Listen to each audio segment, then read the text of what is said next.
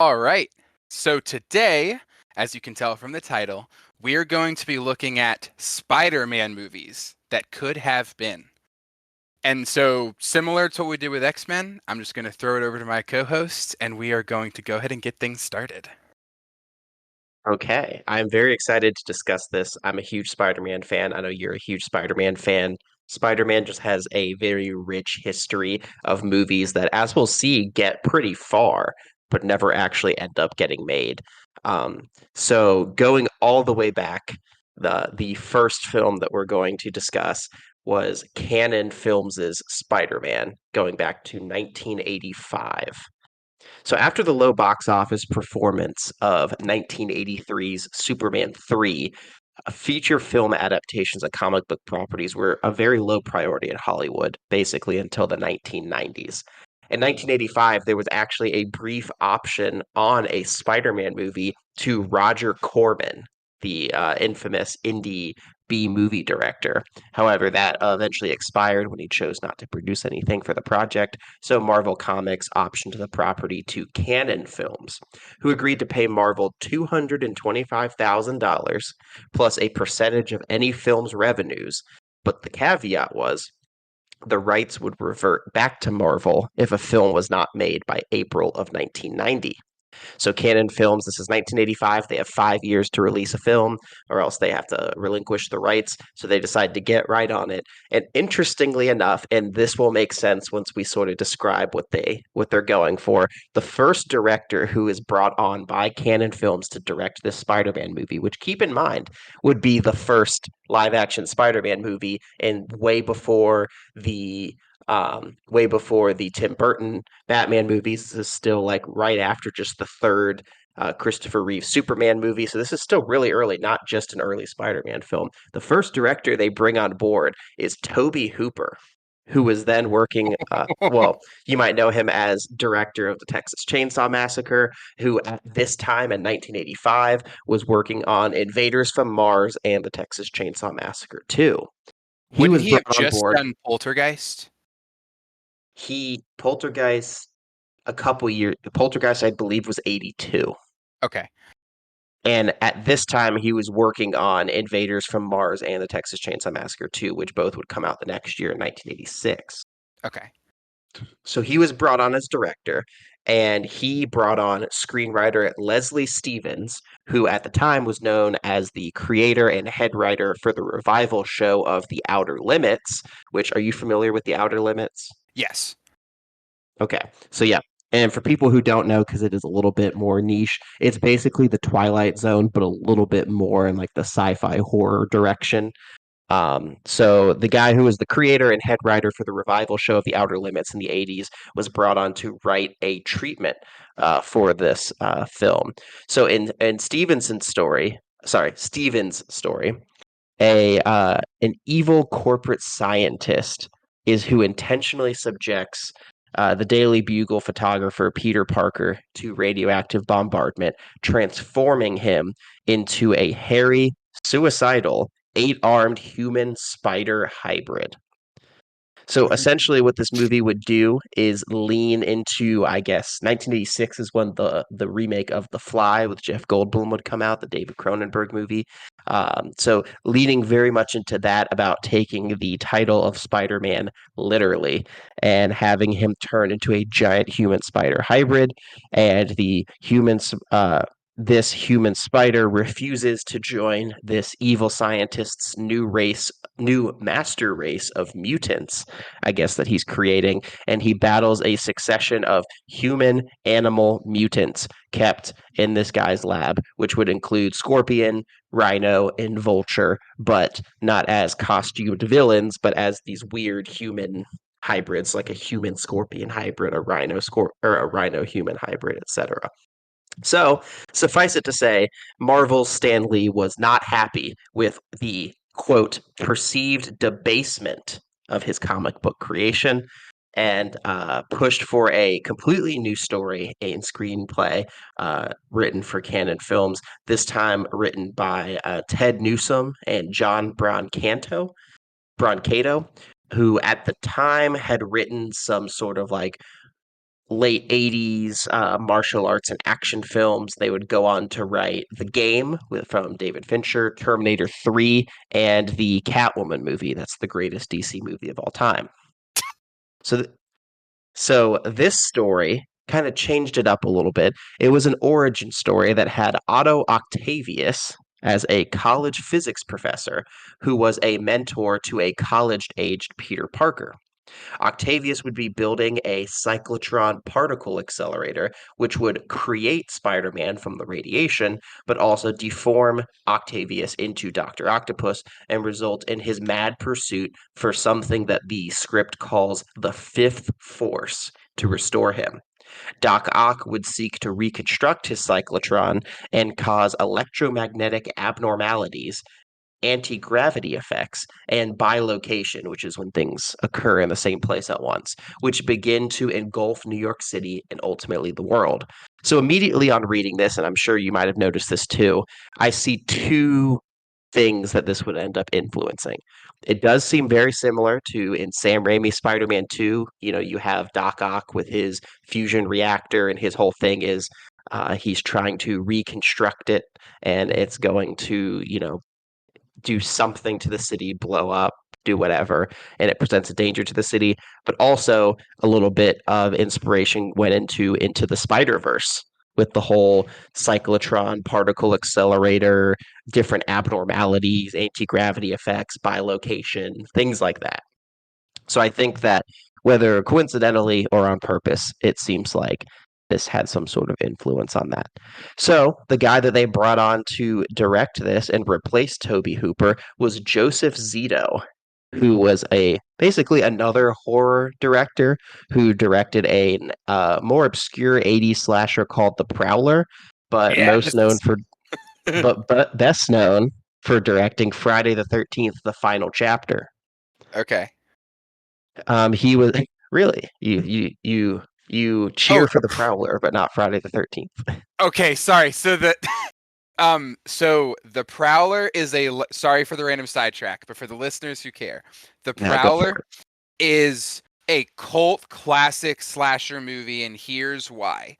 At the time it came out, it was marketed as the goriest, slasheriest. That's not a word, but like the it was going to make people leave theaters more than Texas Chainsaw Massacre. Imagine like a Saw or a 2003 TCM, but in the mid 80s. And so everybody was completely attached to this. The only problem was budget. And so what we actually get is nowhere close to what was promised, but it's still like found a way into people's hearts. And while it's not on the level of a Saw, it's definitely still, I'd argue, more than what was common for the 80s. And so I think because of how much hype there was for the movie, it was able to get like this cult classic status. But the making of the film is arguably more interesting because of all the stuff that happened behind the scenes with the budget issues and what they had to do with the movie and whatnot. The movie that we got is nowhere close to the script that was presented to fans like for marketing. It's just such an interesting read. I would definitely recommend to you or any listeners who care to find out about the making of The Prowler. It's just like one of those movies that has such an interesting history that's arguably more interesting than the actual film itself. But it's like if you're a slasher fan, there's like a whole underground of movies kind of like that, and The Prowler's like the top one for like cult aspect, so to speak. Well, there you go. And funnily enough, the Prowler is the name of a prominent Spider-Man villain. So I just think that that's, I don't know, a little interesting little Easter egg. But he directed that, and then he also directed Friday the 13th, the final chapter. Which, I mean, we've talked about Friday the 13th many times. Isn't that pretty universally one of the favorites? Yeah, I would say generally speaking, when you talk to people, the top three in any order is Part 4, Part 6, and the 2009 reboot, which I still think is hilarious because of how panned it was when it came out. But, revisionist history, everybody loves it now. And so I think not in any specific order, but those three are normally in like a fan's top three. So, a pretty, sort of like popular sort of indie slasher 80s director being brought in to replace Toby Hooper. And he brought on Barney Cohen, who wrote Friday the 13th, the final chapter, I guess, with him. And he has a couple more credits that are more 80s sort of horror movies. I see one called Doom Runners, one called Killer Party. So really just going for this sort of slasher vibe that I guess they wanted to keep going with this interpretation. And Cannon planned to make the film with a then substantial budget of $20 million, which I didn't quite convert that into today's money, but $20 million at the time. So Zito, the director, expressed interest in having an actor slash stuntman, Scott Leva, as Peter Parker Spider-Man. So essentially, he was a stuntman because they wanted him to do his own stunts, his own acrobatics, his own gymnastics, and I guess they thought it was easier to teach a stuntman to act than to teach an actor to do his own stunts.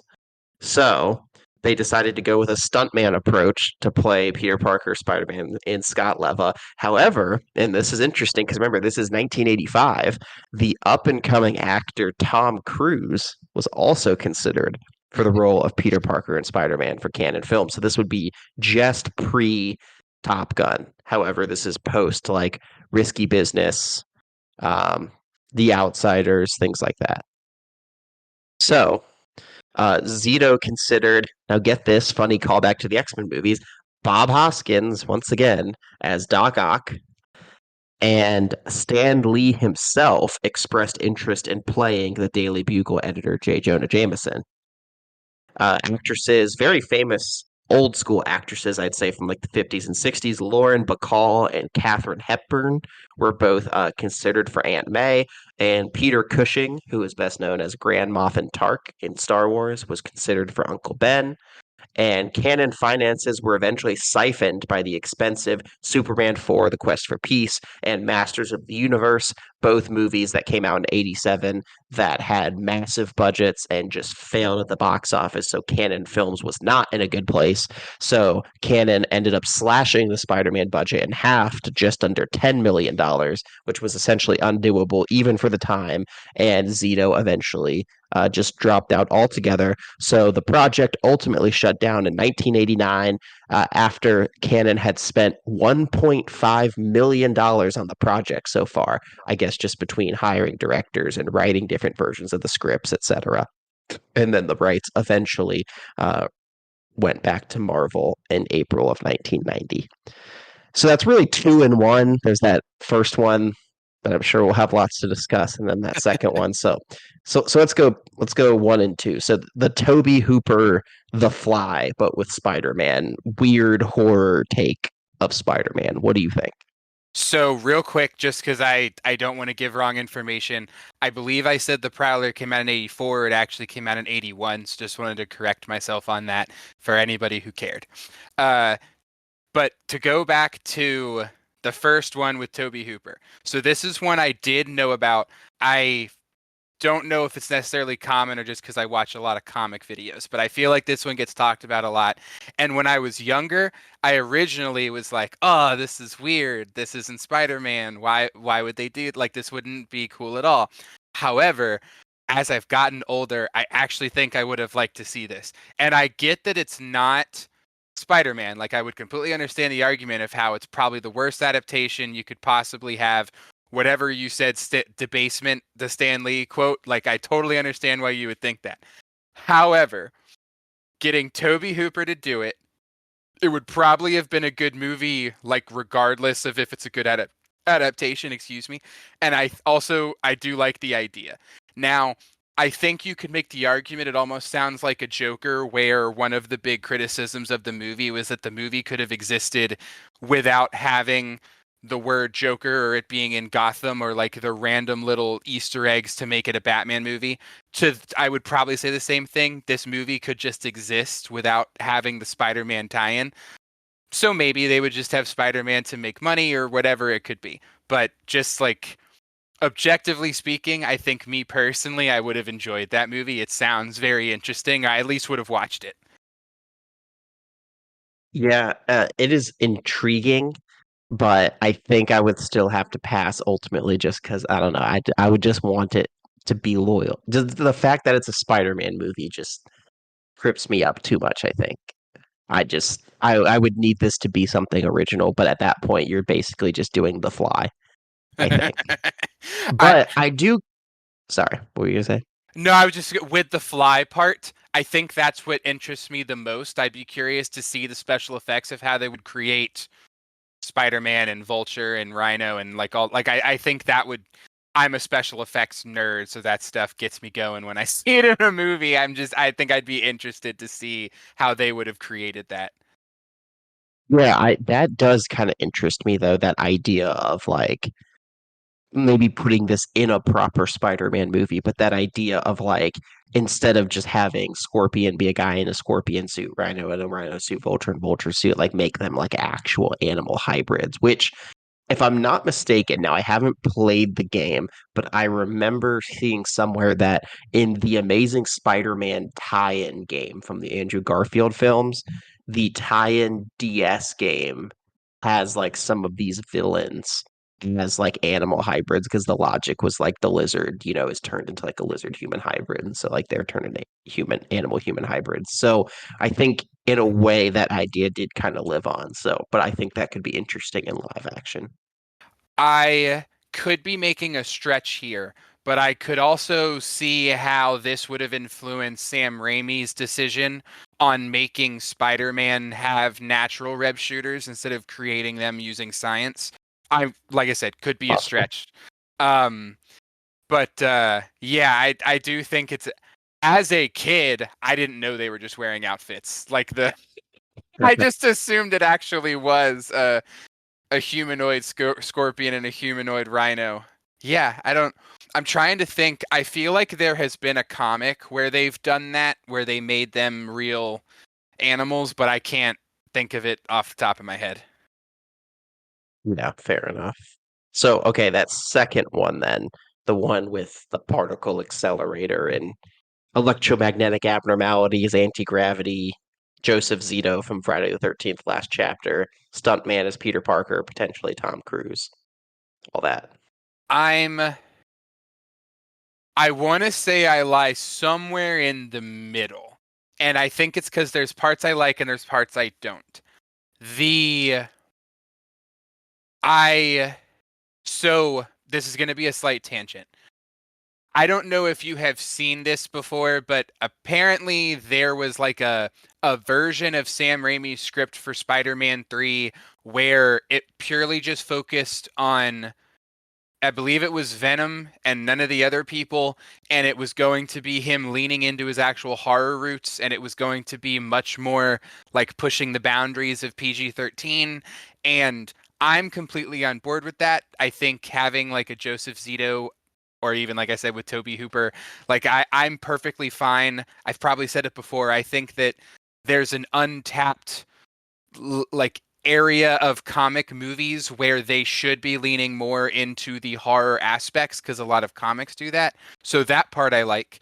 I do like the idea of a young Tom Cruise magically being Spider-Man. Maybe it's successful and he's doing that instead of all the Top Gun stuff, or maybe he never becomes Mission Impossible. Like, obviously, that's a lot of what ifs, but it'd be interesting if all of a sudden he's locked into being Spider-Man and that becomes his franchise instead of everything else.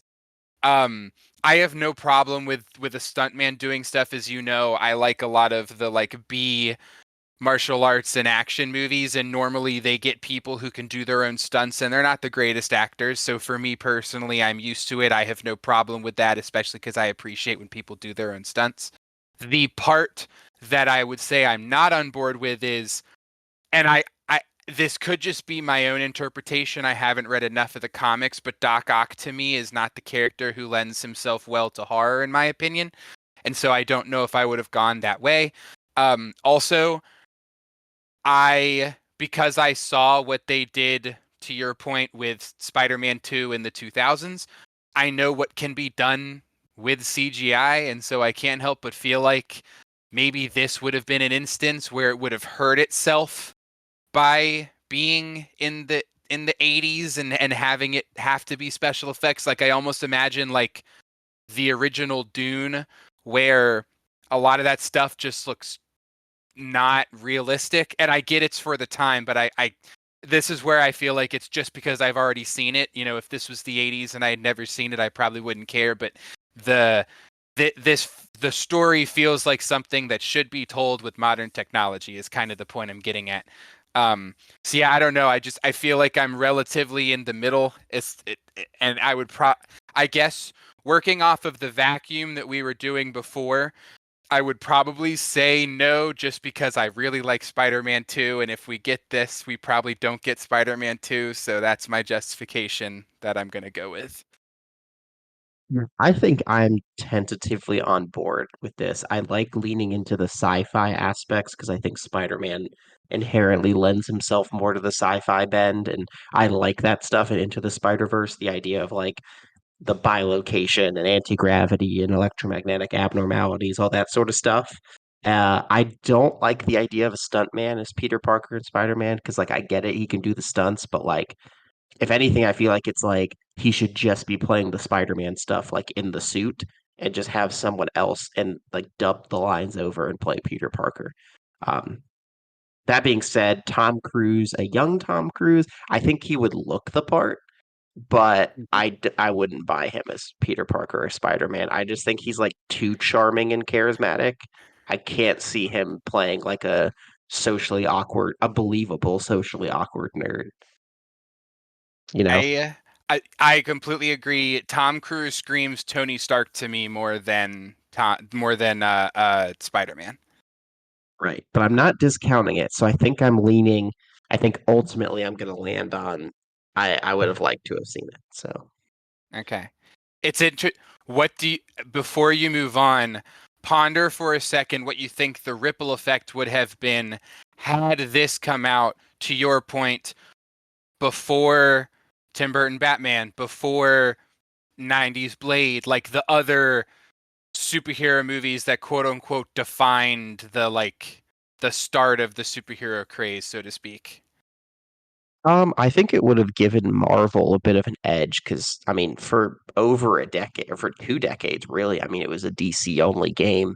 I mean, you had the Superman 4 movies, Christopher Reeve, um, you had the four Tim Burton movies, and you don't really get. I mean, you have like 1990 Captain America that's kind of forgotten, but it's like Marvel didn't really have a stake in that game, you know. So I think Yeah. at like to some degree, it would just be giving Marvel somewhat of an edge. But I think to your point, I don't think this would look good in the 80s, especially with like the way like the story's described. I don't think the effects would look good at all. I mean this in the nicest way possible, but I'm just picturing the Japanese Spider-Man. That's Right. Yeah, exactly. not that that isn't amazing, but I'm just picturing that. That's fair. Okay. Moving on to our second one, and arguably probably one of the most famous almost Spider-Man movies that I know you're familiar with. The Kuroko Pictures MGM James Cameron's Spider-Man. So, towards the end of shooting True Lies in 1993, Variety carried the announcement that Kuroko Pictures had received a completed screenplay for a Spider Man film from James Cameron. The script bore the names of Cameron, John Brancato, who we mentioned before, writing for the Joseph Zito script, The Game, Terminator 3, and a couple other screenwriters who didn't really have many credits that I could grab on. Cameron stalwart Arnold Schwarzenegger was frequently linked to the project as the director's choice for Dr. Octopus. And months later, Cameron submitted a 57-page quote unquote script mint with sort of like a hybrid script treatment, 57 pages, so like right in that middle range, that featured a alternate take on the origin story and was part screenplay, part story outline. So the scriptment was an origin story that featured the comic book characters Electro and Sandman as the main villains. This Electro, who was renamed from Max Dillon to Carlton Strand, was a megalomaniac, corrupt capitalist and head of the Strand Corporation, with his henchman and right-hand man named Boyd, who would be playing the role of Sandman. Strand and Boyd would get mutated by an accident involving Philadelphia experiment style bilocation and atom mixing to get their powers from a machine that the Strand Corporation was building. The script was supposed to be heavily R rated, heavy on the profanity and the sexuality, including a scene where Spider Man and Mary Jane have sex in a web hammock underneath the Brooklyn Bridge. Thematically, the story was supposed to very heavily lean into the puberty allegories, with the main character exploring his newfound powers and abilities.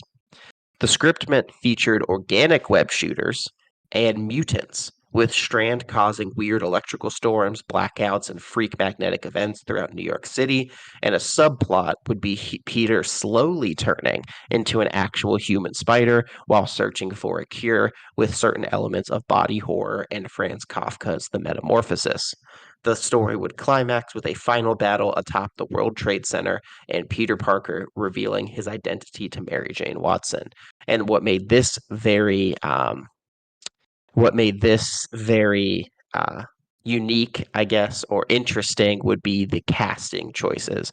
So Leonardo DiCaprio was actually set to play Peter Parker Spider-Man. He'd actually basically signed up and everything.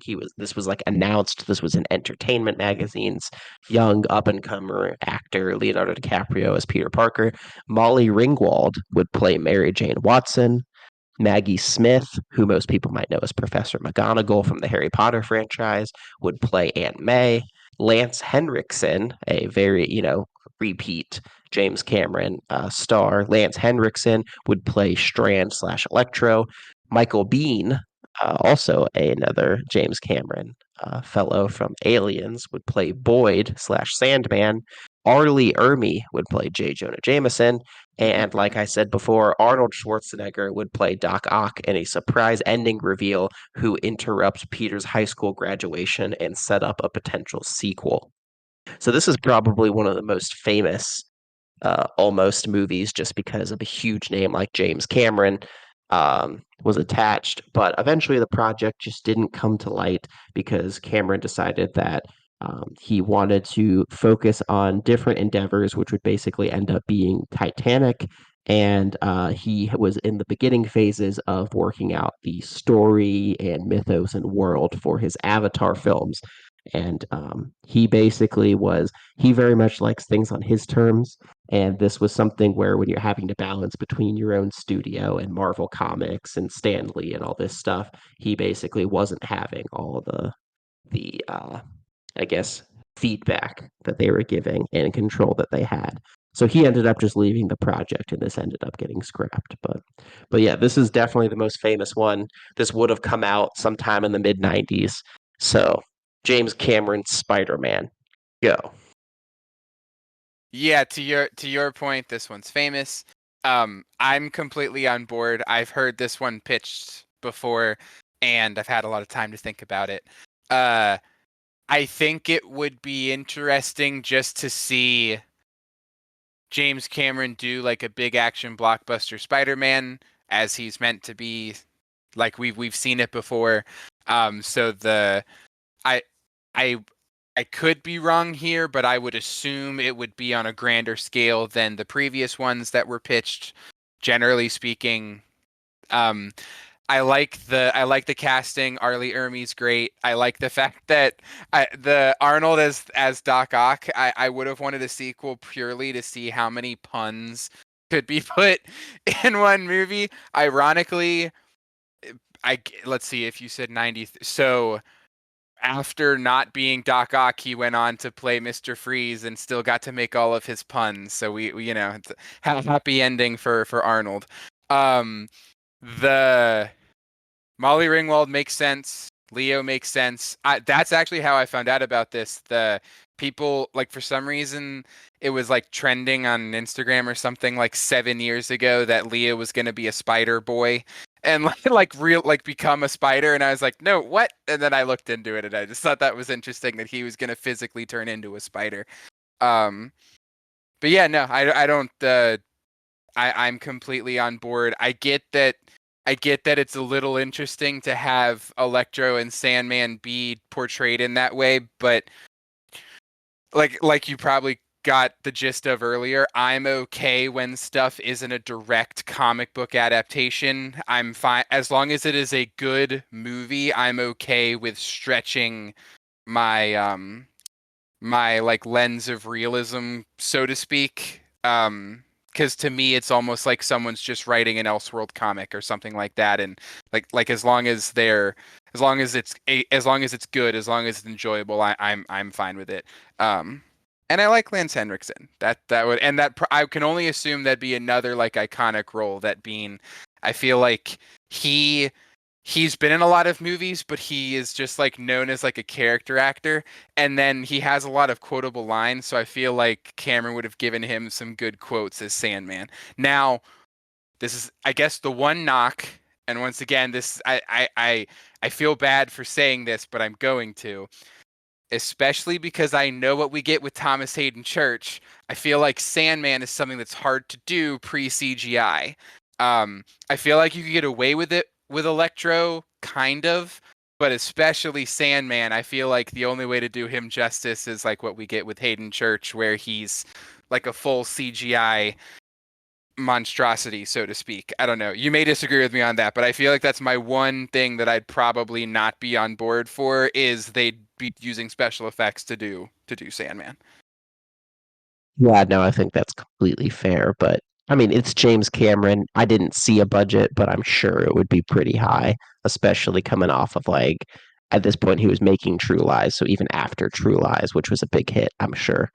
Yeah, I'm a little bit less okay than you are in terms of like okay with um them changing things so much because I mean these are basically just like in name only characters. Like it's just kind of weird. It's like you're doing Electro, but you're completely changing his name, completely changing his character. And from the story art that I was able to find that James Cameron made, they basically wouldn't even wear costumes. They're just basically wearing their normal clothes. So I think he was just going for like a sort of like the Dark Knight trilogy for Batman, but for Spider-Man, like just a really, really grounded, like, yes, there's some power stuff going on, but it's not like we got like maniacal villains that wear like crazy suits and costumes and stuff like that. But I think the casting's great. I think the general plot outline sounds good to me. I think this is definitely one that I would have liked to have seen. I don't know if I like it being heavily R-rated with like the profanity and the sexuality. I just feel like I don't know. I like my superhero content to be relatively family friendly. Call me old fashioned, but I feel like Spider-Man specifically wouldn't work. Just being like if they're just dropping f bombs all the time. I don't know. I just feel like that's a very off-putting detail for me. So what I imagine is he's the only one who's not okay with it. So like I don't know, Lance Henriksen like drops the F word and is like, "I'm gonna effing kill you," and Leah's like, "Oh man, come on! My ears weren't even closed." Or like I feel like he could make a bunch of one-liners about everybody else being dirty and he's not. Now I get you mentioned he's gonna have sex, but I did not picture it as like sensual, like passionate lovemaking. I imagine he's a pubescent teenager who like has no idea how sex works and it would almost be funny. I could be misreading that, but since you said he was playing in to the puberty part, I almost picture Leo's character as being like the comedic relief or like I imagine Andrew Garfield level like one-liners and stuff just coming out of Leo. Yeah, I mean, and I appreciate the leaning into the puberty metaphor. I think you get some of that, especially in the Tobey Maguire ones.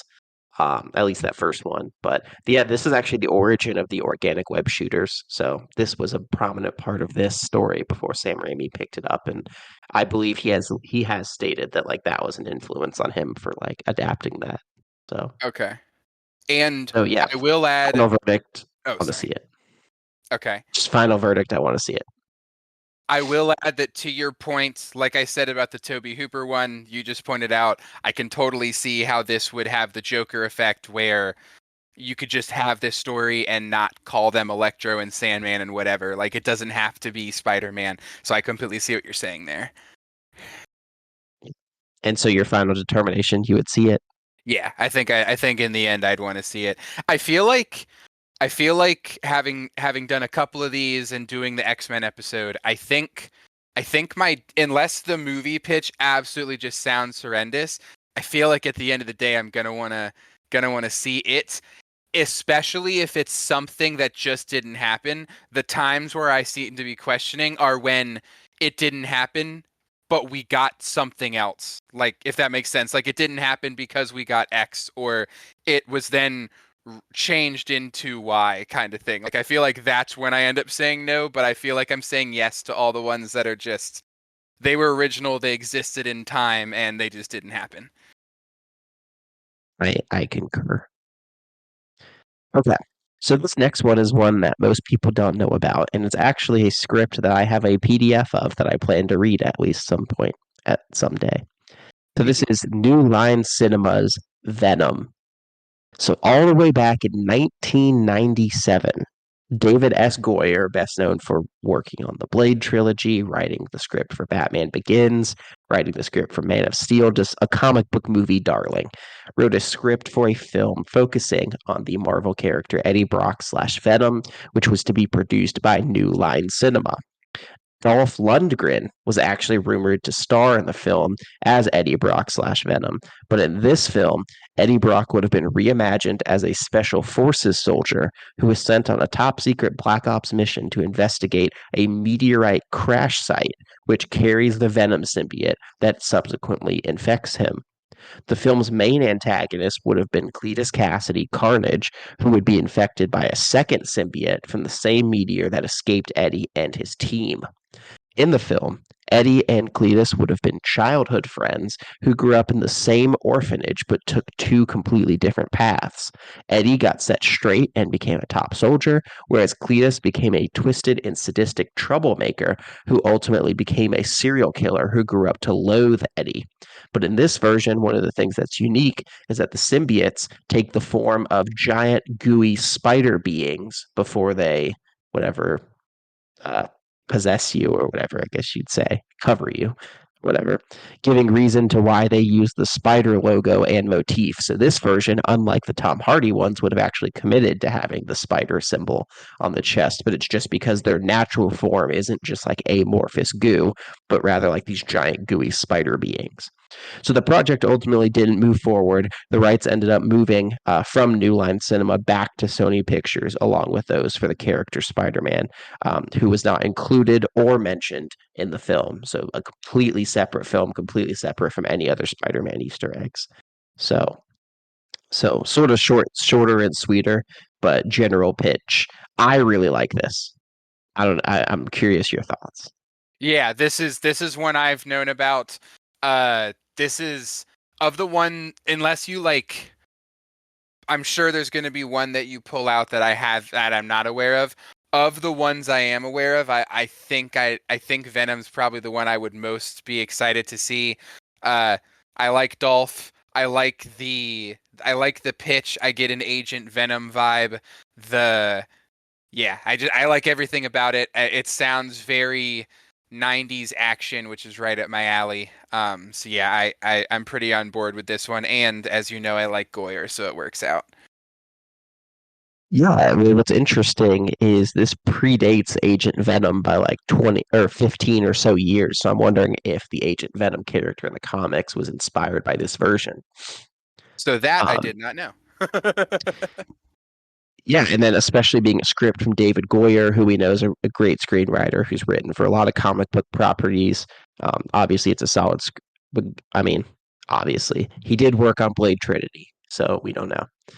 But could be some sus quality there. But I do actually have a PDF of this, and I plan to read it at some point. I could also send it to you if you wanted to. Yeah, I'd be curious. The it's in do you, Hmm. No, I guess you wouldn't because you haven't read it, so never mind. But yeah, no, I'd be curious to read it.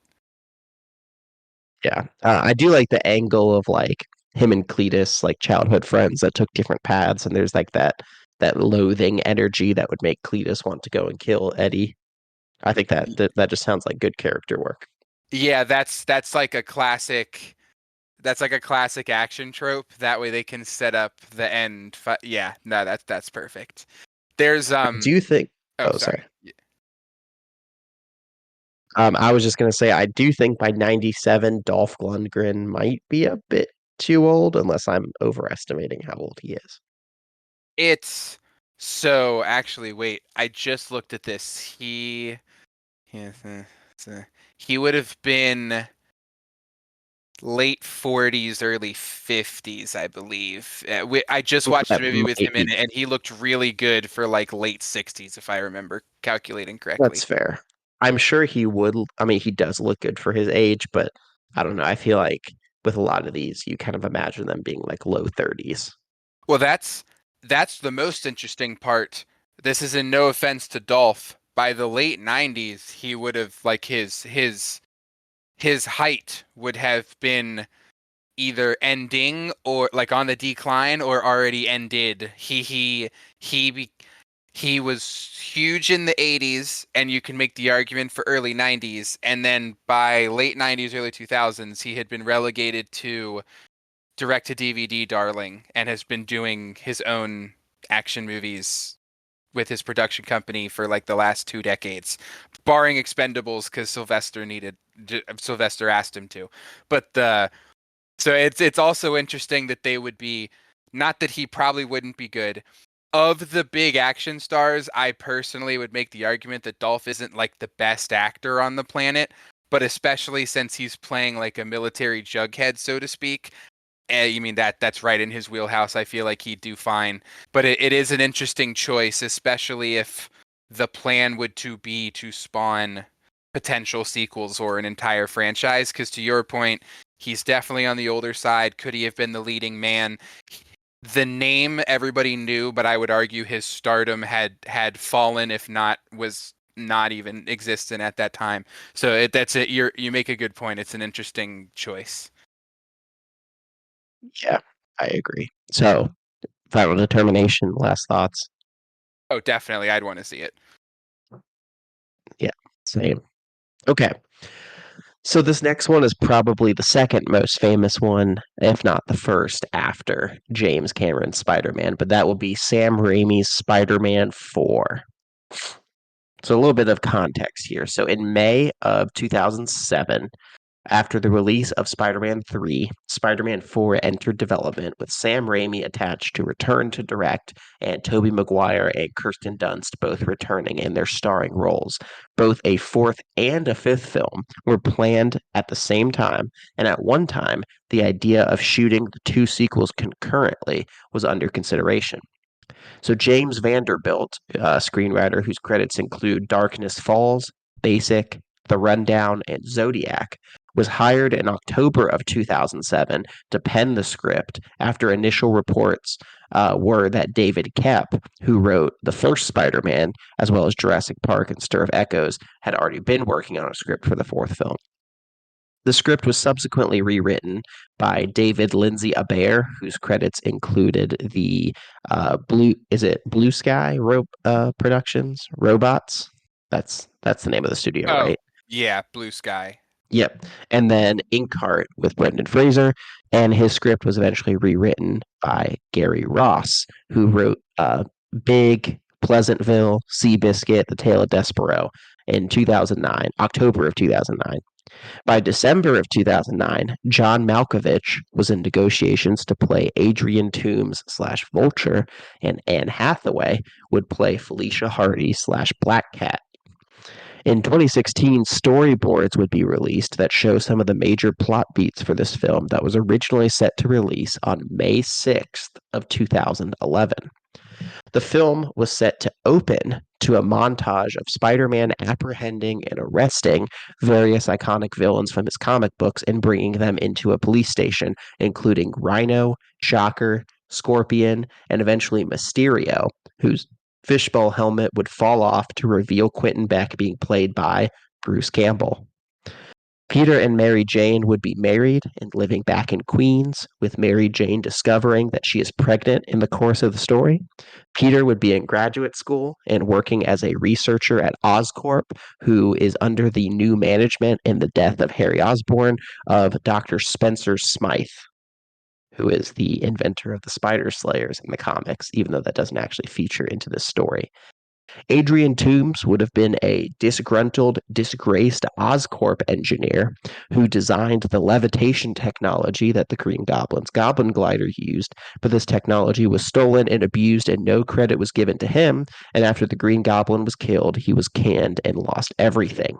The movie would feature him making a levitating wing rig himself and use his new wings to basically just be a terrorist and sabotage as much of Oscorp as he can.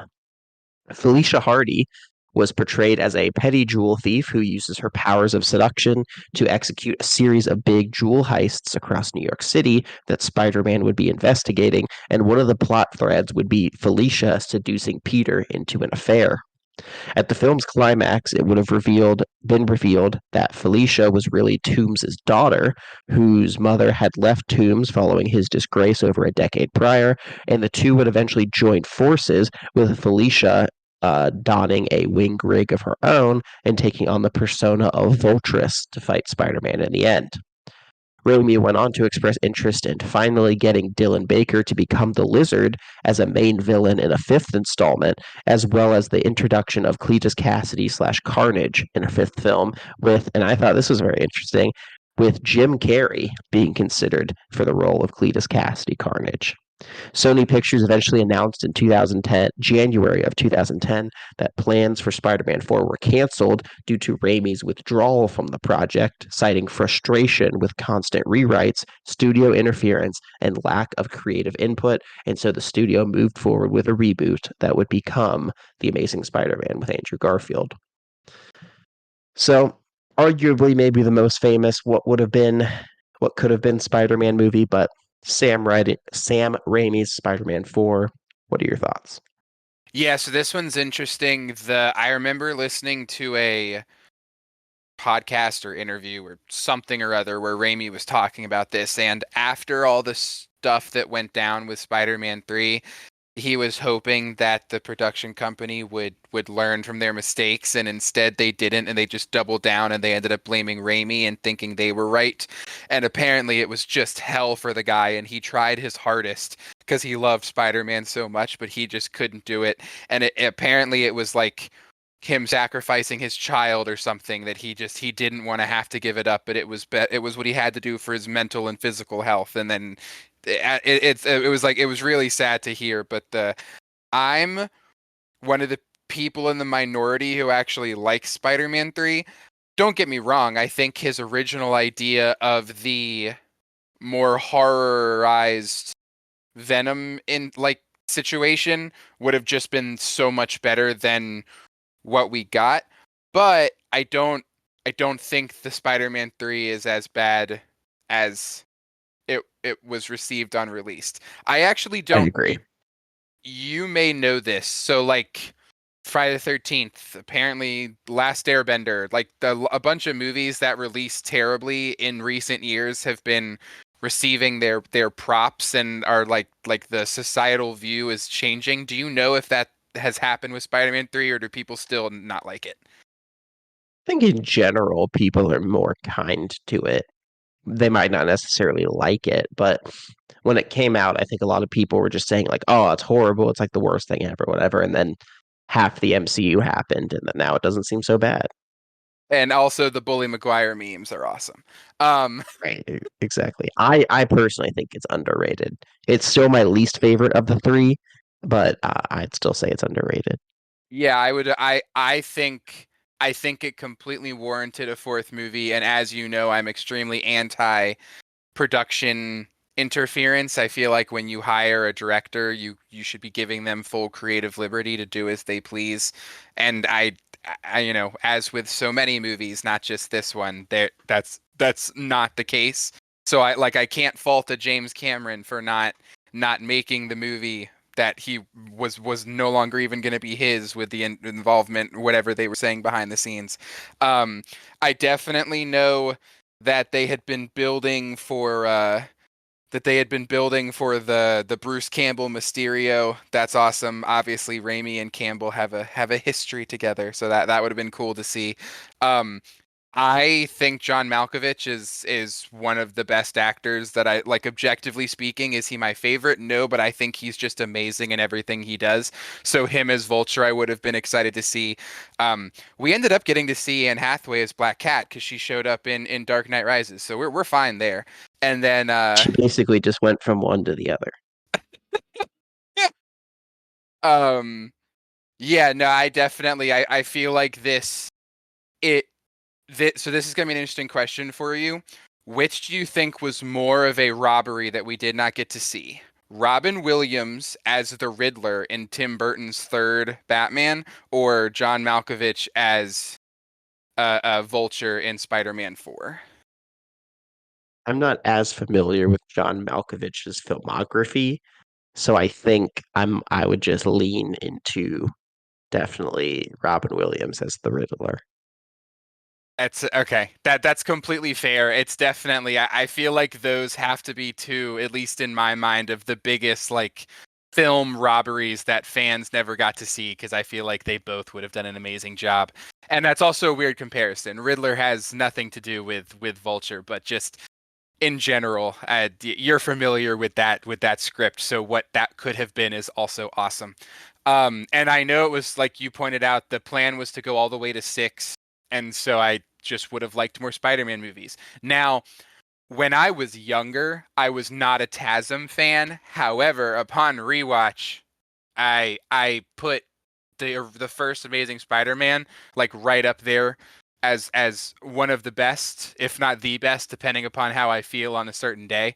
So I'm this is an interesting one because, like I said earlier, I feel like I'm saying yes to all the ones that are original and no to the ones because of what we got.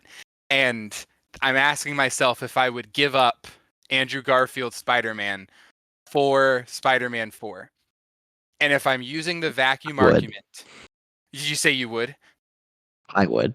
I think at the end of That's the day, it'd be tough, but I think ultimately I just really like Toby.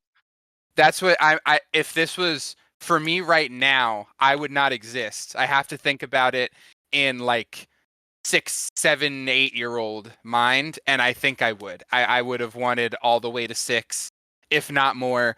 They could have done Sinister Six, and I would have been happy. Like yeah, I feel like I would. Yeah, no, I'd want the full trilogy.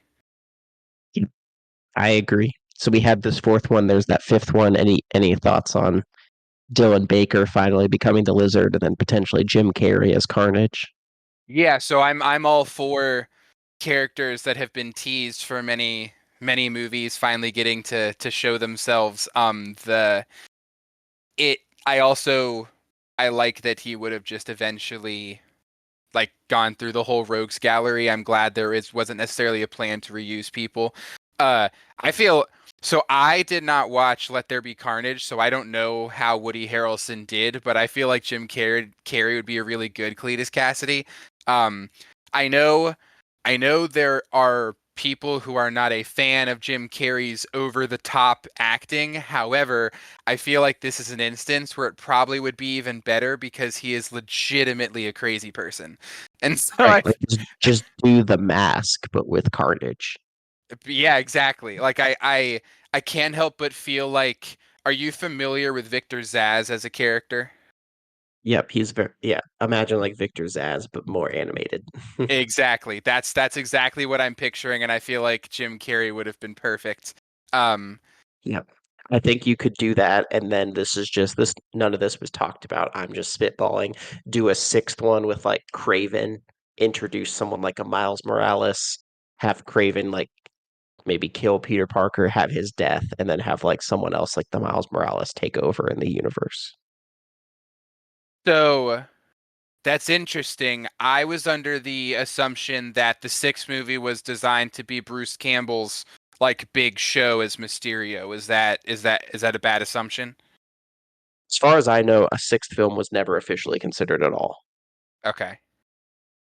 Just the fourth and fifth one were being planned. The fourth one obviously had all this storyboarding and stuff. The fifth one was just speculated, like Sam Raimi being like, "Yeah, I'd like to see Dylan Baker finally become Lizard.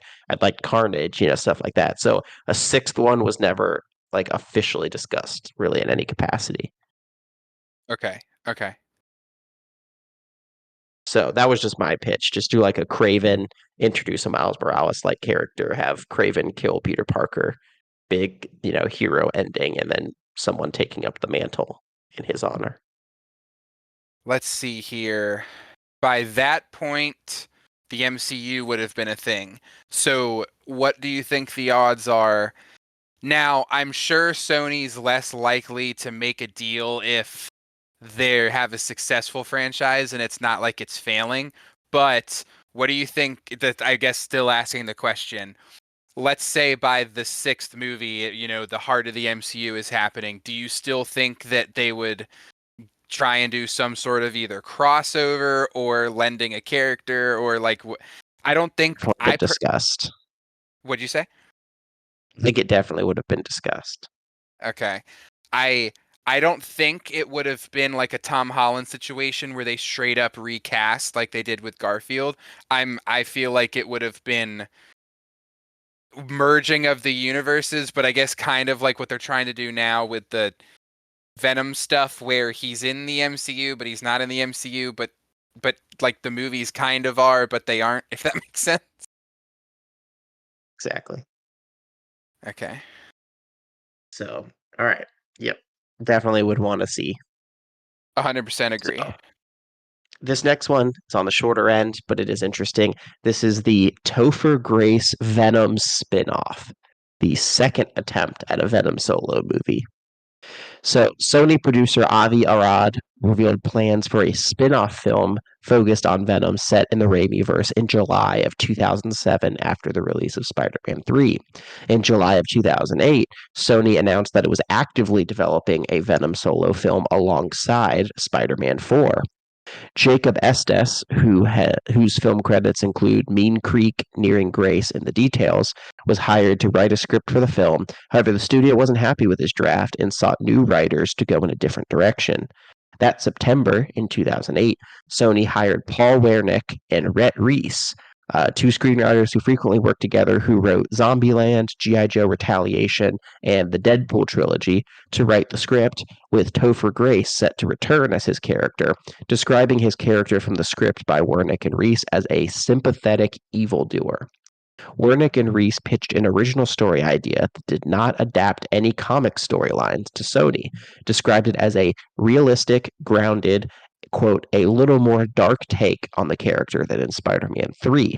The pair worked out an outline and a script draft dated April in 2009, which most notably, as they described, featured a sequence where the Venom symbiote jumps from, quote, body to body through the city, and each person that it inhabits ends up becoming really violent and striking someone else, and then it jumps to them. A month later, Gary Ross, who was rewriting a script for Spider Man 4 at the time, was also hired to rewrite the Venom script from Wernick and Reese, as well as direct, who said that he wanted to make the villain Venom, quote, an anti hero who becomes a defender of the innocent. However, in January of 2010, Sony announced that the Spider Man franchise would be wholly rebooted. So this is interesting. Sort of sounds like the Tom Hardy version in general, but Topher Grace set in the Sam Raimi Spider-Man universe. I guess they would just have to say somehow He doesn't he die. survived. I don't know if I don't know, maybe just completely spitballing here, they could be like, oh, a little piece of the symbiote didn't get blown up and it like had Eddie Brock's DNA inside of it. And so when it recreated itself, it was able to recreate Eddie Brock. And then nerds like myself would be like, that's good enough. Yeah, you just at the beginning we see the end of Spider-Man 3 and there's just this little tiny droplet that crawls away to safety. Um so I am curious your thoughts because I feel like a lot of the people I see when they talk about not liking Spider-Man 3 is that they don't like Topher Grace's Venom. And for me personally, One, I think that Venom in Spider-Man 3 looks perfect. I like that look better than the Tom Hardy Venom. I don't know if that's a minority or majority. I have no idea what people think about the look, but for me, I absolutely love the way Venom looks in Spider-Man 3. As far as Topher is concerned, I feel like I'm higher on him than others, maybe. I've seen him play a bad guy in a couple different movies now, and he always seems to do pretty well. And while I understand, I guess, what like people maybe wanted out of their version of Eddie, I don't necessarily have a problem with Topher in Spider-Man 3. I think he does well for like the script he was given. So what are your thoughts on Topher? Actually quite like Topher Grace's rendition of Venom. I think it's kind of just like the movie as a whole underrated. Like I understand it's very much not like the comics, but I feel like the idea of like Eddie Brock, the whole movie is built on these themes of like revenge and like vengeance and just like having just ill will towards someone that consumes you. And I feel like making Eddie Brock like sort of just like a complete loser, which they lean into with the Tom Hardy version. But I think just the way Topher Grace is and how he works in the story, he's kind of just like a piece of crap. Like he's just like a low life slime ball sort of like loser. And like I said, they lean into that the Tom Hardy ones, but I feel like it's just more compelling and realistic with Topher Grace's interpretation. And I really did like that. That being said, I don't really think he had any redeeming qualities at all, so they'd have to do a very hard shift to get me on board with him as like becoming an anti-hero. Okay. That's the I think I can agree with that. And also, I should have asked this with Spider-Man 4. Did they have any plans to bring back Bryce Dallas Howard as Gwen Stacy at all, or no? Was she just like a cameo appearance and then she's done? I didn't see anything to suggest either way, so probably not. Okay. I should have asked about maybe a Spider Gwen or something like that. But anyway, going back to Venom, I had no idea the spinoff was planned, so thank you for the shock and awe. I figured I'd know all the ones that you were pitching today. But the it's interesting. I because of my own I know I feel like I wouldn't be able to suspend belief to believe that he'd be alive, and I feel like that would piss me off. And I I know that's such a See, weird I'm, thing I'm to get completely stuck on on. board.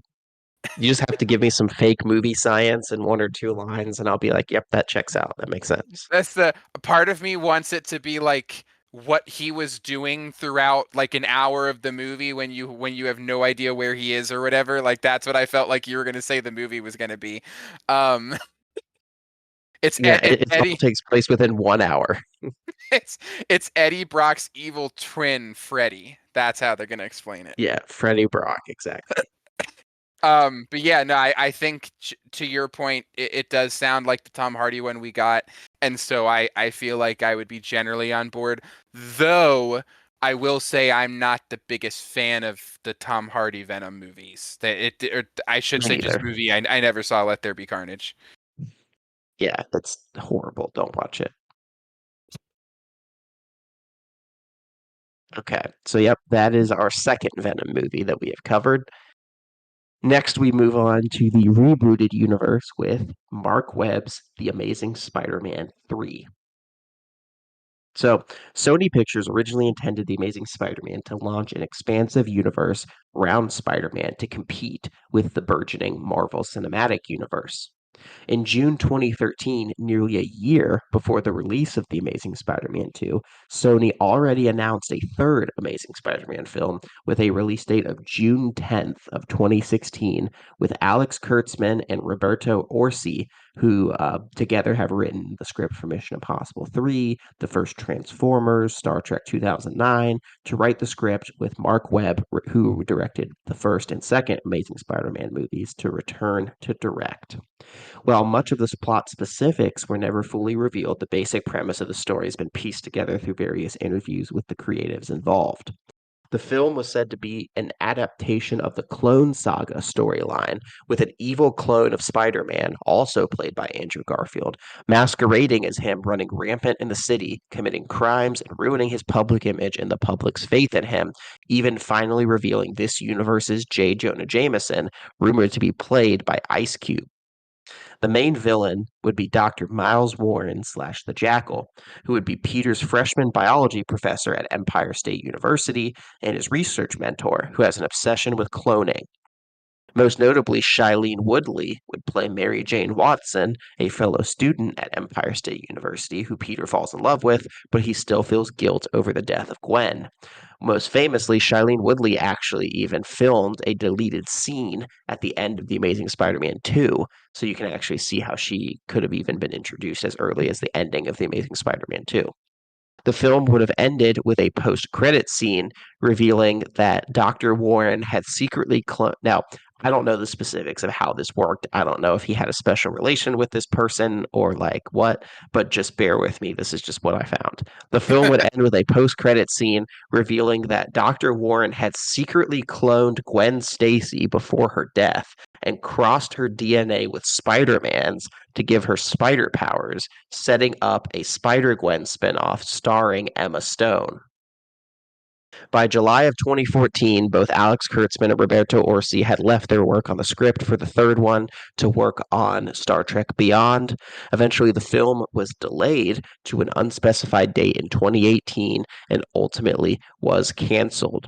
However, it's worth noting that originally a fourth film had been announced and given a release date of May 4th, 2018, and while it had no details or screenwriters attached, Mark Webb alluded that he would like to take his own crack at the symbiote saga and introduce Venom and Carnage in his universe for an Amazing Spider-Man 4 down the road.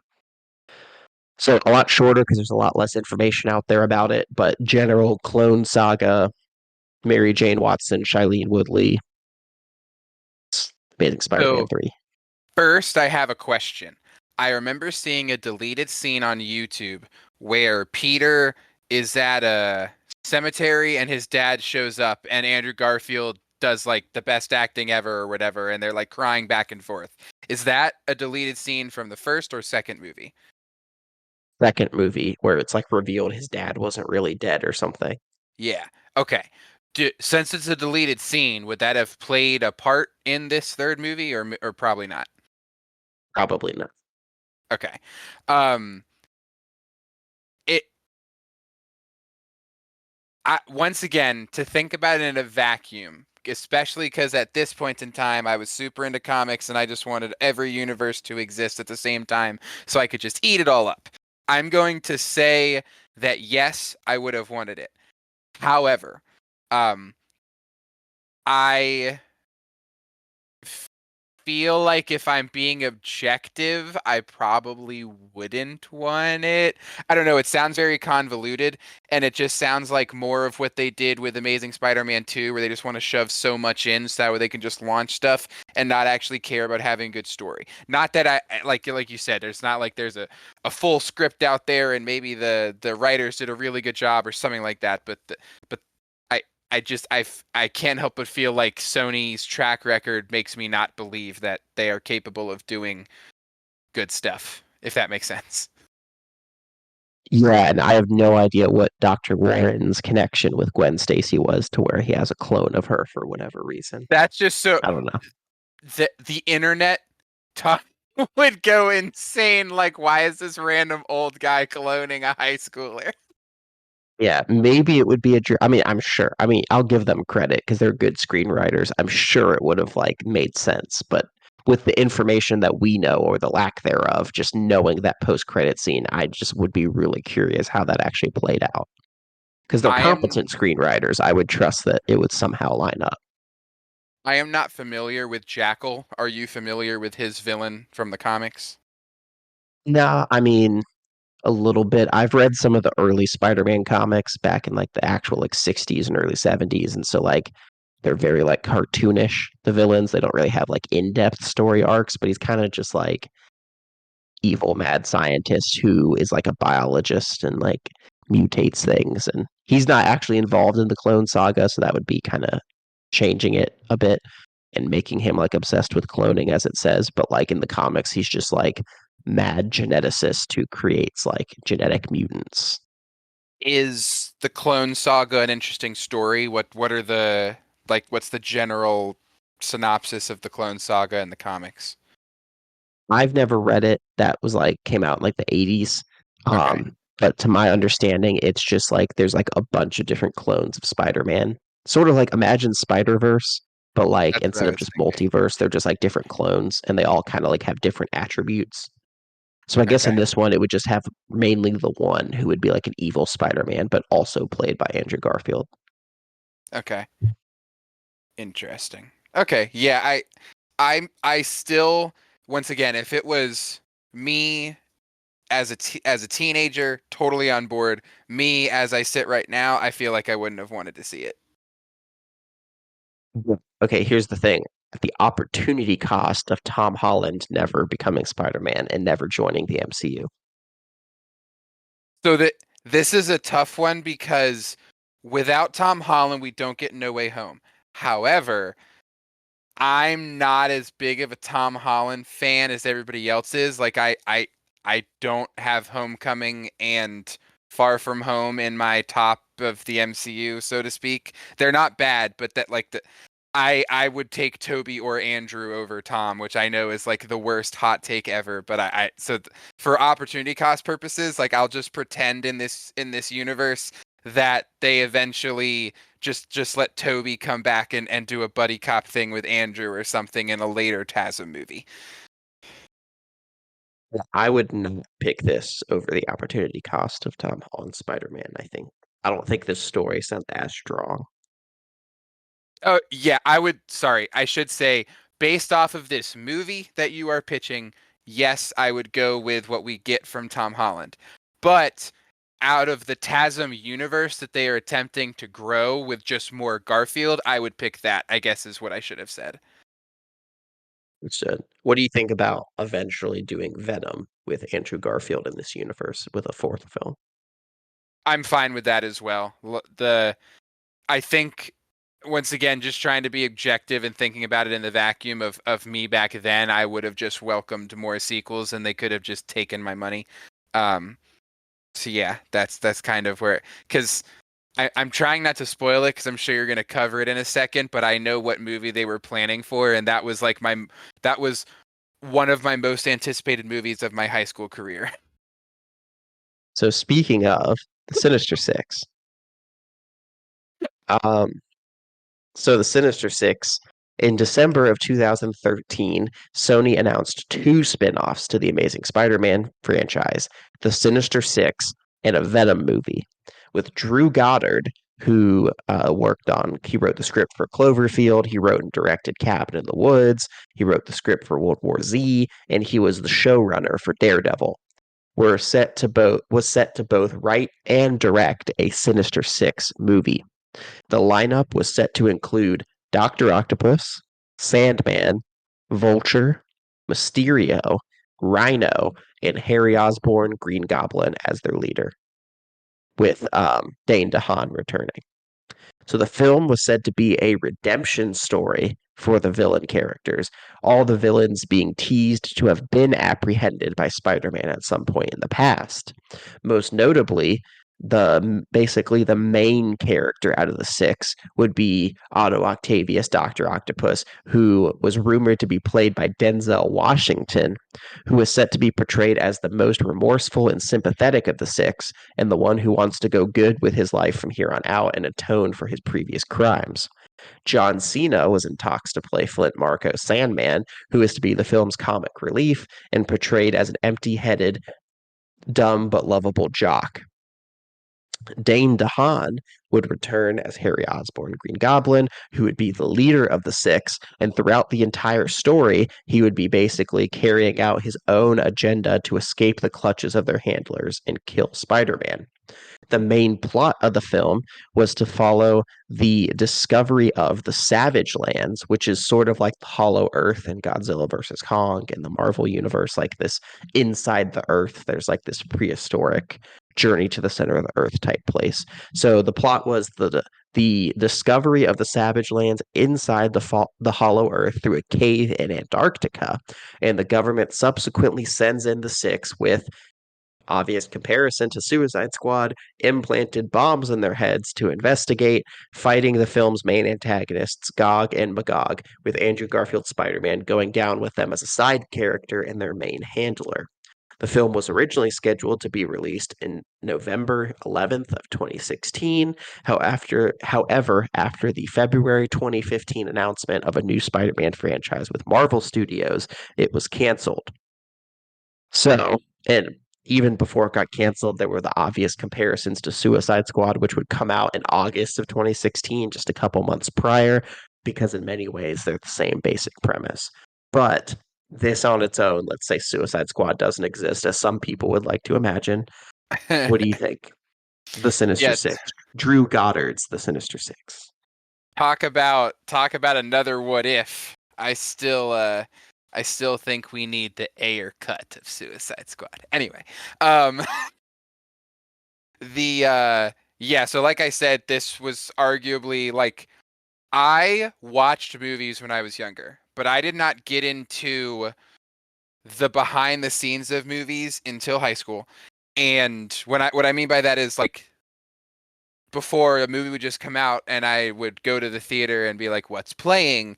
And then by high school, I was actively following what movies are coming out in the next 6 months. And oh, they're planning to do this. And oh, they did this casting. And like I earmarked when I was going to go see a movie and stuff like that. And so at the beginning of this, I could make an argument that like Sinister Six and Suicide Squad were like my dream for 2016. I was so excited.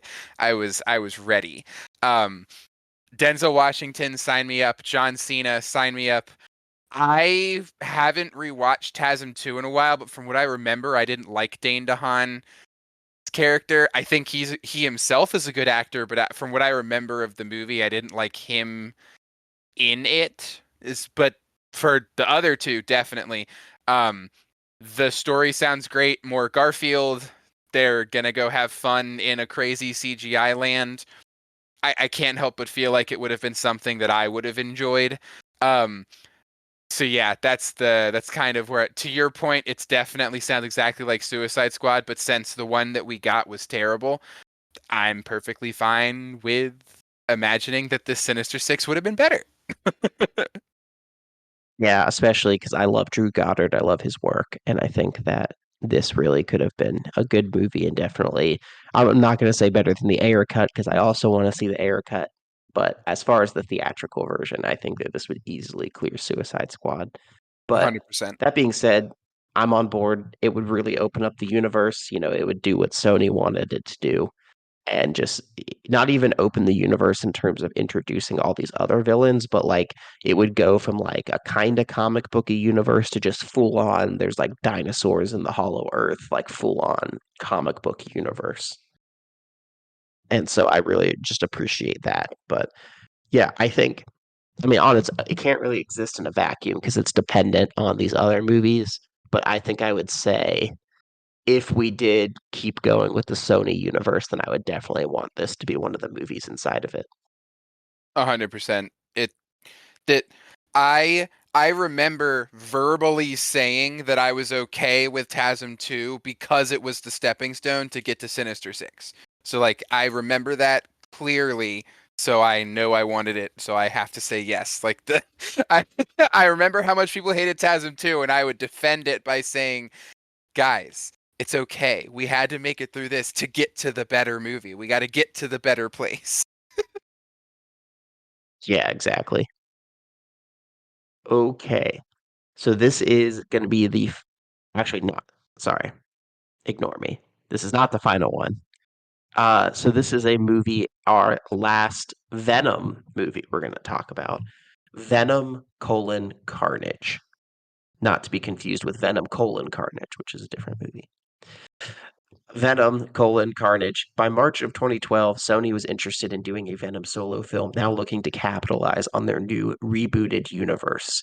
Gary Ross, who was mentioned before, who wrote the scripts for Big, Pleasant Field, Pleasantville and Seabiscuit, was originally set to write the script, but he left to work on The Hunger Games.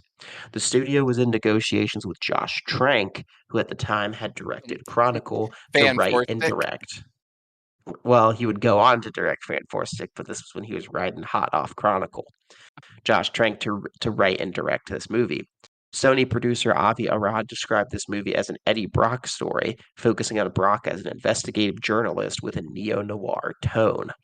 Alex Kurtzman and Roberto Orsi, who were talked about before, who did like Mission Impossible 3, Transformers, and Star Trek 2009, as well as Ed Solomon, who wrote Bill and Ted 1 and 2, The First Men in Black, and Now You See Me, were set to work together on a screenplay for Venom with Alex Kurtzman himself to direct. In April of 2014, Arad said that Venom would be released after The Amazing Spider-Man 3, but before The Amazing Spider-Man 4. In 2018, the Venom film was officially renamed. That should be 2014. In 2014, the Venom film was officially renamed Venom Carnage, alluding to the film's main villain as Cletus Cassidy Carnage, which was moved to a 2017 release date. However, like all the other movies in this universe, this was ultimately canceled in February of 2015 after the announcement of a new deal with Marvel Studios. So we really don't have anything to go on, really, other than just Alex Kurtzman, Roberto Orsi, Ed Solomon working on a solo Venom movie in the Mark Webb universe called Venom Carnage. So not much to go on, but any thoughts? Well, it's interesting because I love Chronicle. However, this is one instance where I know there's rumors that there was a Trank cut and that Fan 4 Stick was actually secretly better. I have never actually left a theater so displeased than when I saw that movie. And I am one of those guys who likes crappy movies. I tend to be pretty lenient with my ratings, but I physically remember being in pain after watching Fan 4 Stick, and so I can't help but feel like Trank not being attached was the greatest thing that could have happened to this movie. I don't know. I'm being a terrible person now. I'm sure he's a great guy in real life. That's all. The to your point, since there's not a lot to go on, that's probably the only commentary I can provide. Yeah, I mean, sort of like we discussed before. I mean, Venom in the Andrew Garfield universe sounds good to me. I think Josh Trank could have done fine. I know. I mean, Chronicle's good, like you said. I don't think. I mean, he was problematic in the making of Fant Four Stick, like as a person, but as a director and storyteller, I wouldn't necessarily say he was. The script was just bad. The editing was bad. The way they hacked it up in post production and his temperament on set were what really set that back. um, to your point, I'm going to say yay, just because, like you said, it's expanding the universe, probably cool. Crossover with Garfield at some point. Woo, I'm all for it. Exactly. Okay. Our last one of the evening, we have a movie that I'm going to it's technically two, but they sort of run together. So that we're going to start off with a Black Cat solo film set in the Mark Webb universe. So it doesn't say when, but Sony Pictures hired Lisa Joy Nolan, who is actually Christopher Nolan's sister-in-law, and Jonathan Nolan, who's Chris's brother, her or his wife, who has actually worked on writing television shows, Burn Notice, Westworld, and Fallout series. They actually hired her to write a script for a 2017 film that would star Felicity Jones reprising her role as Felicia Hardy Black Cat, because as you may remember, Felicity Jones plays Felicia Hardy in The Amazing Spider-Man 2, even though there's no illusions that she's actually Black Cat. So that being said, when the Sony universe fumbled in March of 2017, it was reported that Sony Pictures was developing a Black Cat and Silver Sable team-up film called Silver and Black from writer Christopher Yost, who wrote Thor the Dark World, Max Steel, and Thor Ragnarok, to be part of their new Sony universe of Marvel characters, the SUMC, in which Venom and Morbius are a part. The film was said to be more adult oriented and have a hard R rating for violence and language, with a genre described as a heist spy action thriller. In May of 2017, it was announced that Gina Prince Blythewood, who directed The Secret Life of Bees, would direct. Production was set to begin in March of 2018, with a release date scheduled for February 8th of 2019. However, Sony removed the release date from their schedule, and production was slated to begin in the first quarter of 2019. In August of 2018, it was announced that Silver and Black would be canceled in favor of having both characters with their own feature films. Yost would rework his script for Silver and Black to make a Black Cat script, while the studio searched for screenwriters for a Silver Sable script, with Prince Blythewood set to serve as a producer on both projects. And so, since this is part of the well, it used to be the SSU, the Sony Spider-Man universe. Now it's the SUMC, the Sony universe of Marvel characters. But since this is part of the SUMC, theoretically, this could still happen since that universe is technically still a thing. So, Yeah, I Silver didn't and Black. think you'd I did not think you'd include this because I was under the talk about development hell. This movie's been through a lot. I assumed that Silver. I did not know it got split up. I thought it was still Silver and Black, and I assumed it was just chilling on a shelf somewhere until they were finally going to make it as like a last ditch effort before the universe fails. It Silver and Black is dead, but there could still technically be a Silver Sable or Black Cat movie in the SUMC after Craven and Venom 3.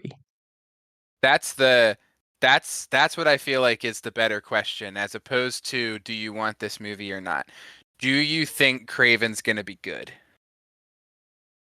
I actually think the trailers look really good. I think the trailers exceeded my expectations. I think Aaron Taylor Johnson's a great actor. I don't think he would have signed on if it was bad.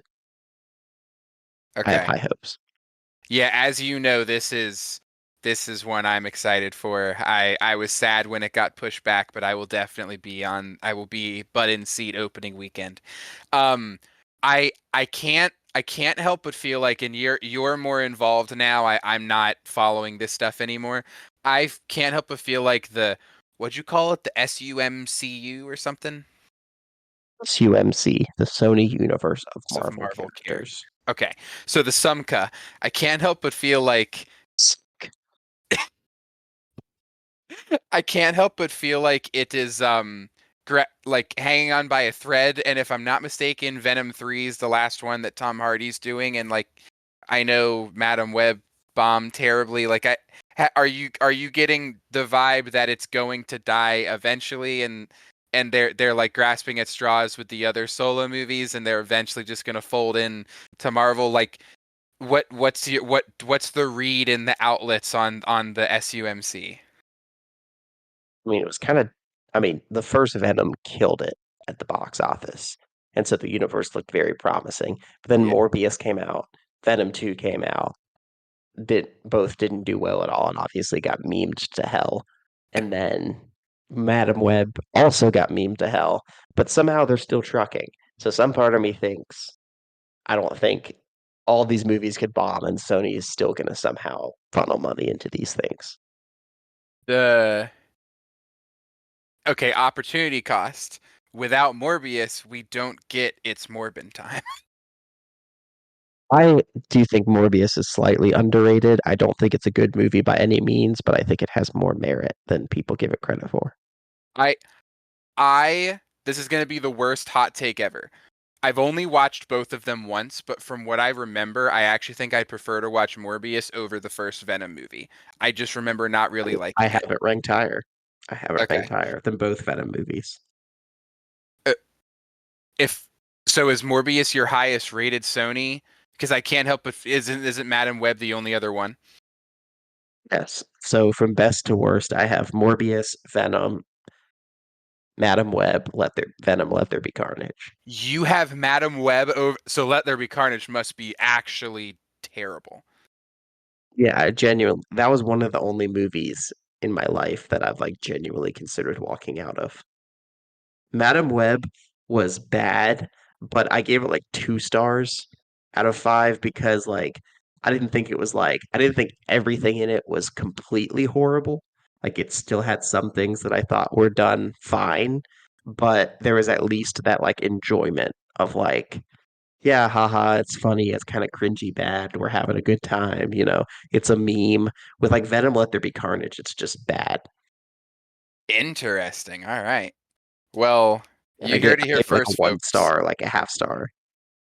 Morbius is the best movie in the Sony universe of Marvel characters. Um, 100%.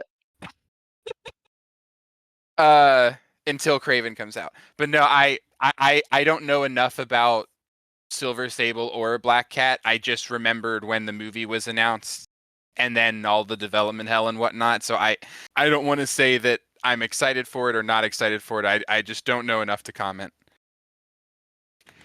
Yeah. I don't know much about their characters either, but the idea of like a team up, sort of like pseudo Black Widow movie before Black Widow came out of like female action spy thriller, I could be down for. Yeah. Well, So that there you go.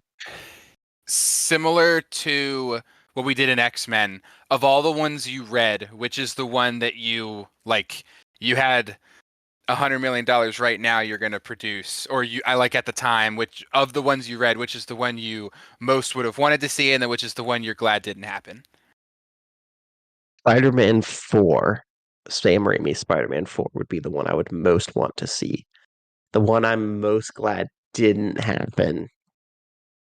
I don't know if I necessarily didn't want any of these to happen, but I feel like my least favorite pitch would probably have to be that very first one, the like body horror Toby Hooper one by Okay. default. The I th- this is going to be a hot take because in the moment I'm totally just like going off of my own feelings. I feel like I should say Spider-Man 4 is the one I'm actually, what am I saying? I would totally pick Sinister Six. I was about to say Agent Venom. I forgot Sinister Six exists for a second. So Sinister Six is the one I wish would have happened the most, of course. The one that I wish would have happened the least, I I want to say the Spider-Gwen movie, maybe, if that counts. And if that doesn't count, probably that Topher Grace Venom spinoff. That's fair. Yeah, I mean that one wasn't one I was like super passionate about either way. Okay. But there Yeah. were I didn't cover it here because there was no real details, but there were talks of Emma Stone returning as like a Spider-Gwen with her own movie in the webverse. But there Okay. was just like no like actual like like there was never like a director attached or like a script written or anything. It was just like a natural conclusion of the Amazing Spider-Man 3. And I think at some interview, Emma Stone alluded that like she would still come back in potentially a Spider-Gwen. So she could have Okay. gotten her own solo movie. I don't know. So I will end with this. I know that in the comics, characters live and die and come back all the time. However, I feel like that is something that is expected and accepted amongst comics viewers. I feel as though the audience that goes to see movies have a different level of expectation with how characters are handled in a movie. And so I personally, excuse me, am not the biggest fan of when characters die and come back in superhero stuff or just in stuff in general. I feel like it lessens the effect of their death, if that makes sense. Like, if the rumors are true and Tony Stark comes back into the MCU, I feel like that completely negates everything that went into his death and all the emotions and all of the character development and all of the like I just feel like that eliminates everything. And not that Gwen Stacy has that effect, so to speak, but I feel like I would not have, even if it is a clone of her. I don't know. It feels like it to me. It feels more like the company wants money and knows Emma Stone is popular, and so they bring her back. And it has like that soft version of, well, yeah, Gwen's dead, but she's not really dead. Da da da. Does that make sense? Yeah, no, I completely agree. And I don't think I would have liked a movie with her as Spider-Gwen at all. I'm just glad we got a good Spider-Gwen version. in Into the Spider-Verse. Yeah, that's true.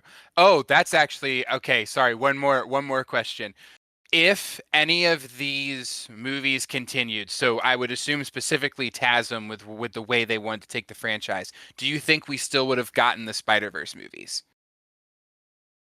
I think so. I mean, the Tom Holland movies were still going strong when they made Into the Spider-Verse. So I think you could have definitely had like an ongoing franchise and them still making something like this. My argument was, or my thought process is more that Tom Holland, even though it's Sony lending him, he's a Marvel Spider-Man, and Sony's not actively doing a Spider-Man.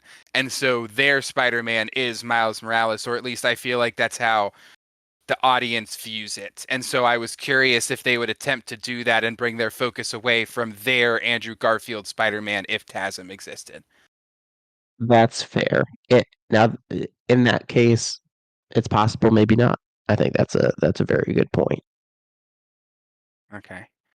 This is another fun episode. Hopefully the listeners enjoyed as well.